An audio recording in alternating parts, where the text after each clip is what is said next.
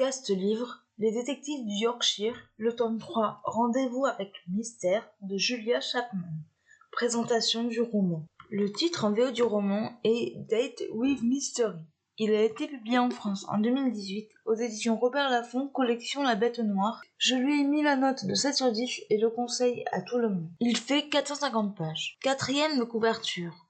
Engagé par le notaire local, Matty Twisted, pour retrouver le certificat de décès d'une femme morte une vingtaine d'années plus tôt et ainsi clore la succession de cette dernière, Samson O'Brien de l'agence de recherche des Vallons s'imagine que l'affaire sera vite pliée.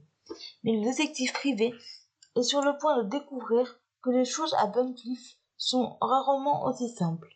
En particulier quand Matty insiste pour que Delilah McKeffel, qui connaît parfaitement la ville et tous ses habitants, collabore avec lui. Delilah, quant à elle, saute sur l'occasion d'aider son locataire, ne serait-ce que pour se changer les idées. En effet, outre la bataille judiciaire pour la garde de son chien Calimero qui approche à grands pas, elle doit faire face à la menace de faillite qui plane toujours sur son agence de rencontres. À mesure que Samson et Delilah enquêtent, ils se retrouvent entraînés dans un mystère qui pèse sur la ville depuis des décennies. En cherchant la vérité, ne risque-t-il pas d'exposer des secrets que certains auraient préféré garder enfouis? Ce que j'ai pensé de ce roman. Je trouve que l'été est une bonne saison pour lire cette saga. Ce troisième opus a été pour moi un peu longué. Le résumé étant long, je ne vous en parlerai pas plus. Les personnages sont attachants. Samson est engagé par le notaire de la ville pour retrouver l'acte de décès d'une jeune fille morte une vingtaine d'années plus tôt. Le jeune homme est aussi rattrapé par son passé. Il est aussi préoccupé par l'attitude étrange de son père, ainsi que avec qui les relations sont difficiles. Delilah, elle, est tracassée par la bataille judiciaire qui l'oppose à son ex-mari pour la garde de son chien Calimero. Elle doit aussi faire vivre ces deux sociétés de rencontres matrimoniales et d'informatique. La jeune femme ne peut pas s'empêcher de mettre le nez dans les affaires de Samson. Matty, le notaire, confie à Samson et à Delilah une drôle d'affaire. Retrouver l'acte de décès d'une jeune fille, morte 20 ans plus tôt, que sa mère a mis sur son testament. Livy, la jeune fille décédée, est énigmatique.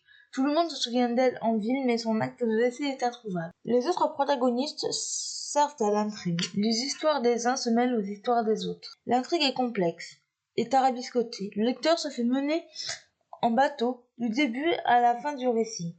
J'ai eu tout le temps envie de connaître la suite. Tout au long de l'histoire, l'auteur met des rappels sur les enquêtes des deux premiers tomes, ce qui est appréciable. L'écriture de Julia Chapman est addictive. La fin est très surprenante, je n'y attendais absolument pas. Par contre, j'ai trouvé des petites longueurs. En bref, une bonne suite de saga que je vous recommande. Extrait du livre. L'hiver tenait fermement les vallons du Yorkshire entre ses griffes. Les arbres tendaient leurs ramures dénudées vers le ciel, le giro matinal couvrait encore la terre, et, de derrière la fenêtre, le potager paraissait endormi. Les points forts de ce roman, les personnages, l'intrigue, l'écriture et la fin. Les points faibles de ce roman, les petites longueurs. Voilà, c'en est tout pour ce podcast, j'espère qu'il vous aura plu. N'hésitez pas à me donner votre avis et vos commentaires sur YouTube, à vous abonner à la chaîne, et je vous retrouve très bientôt pour un nouveau podcast. Ciao!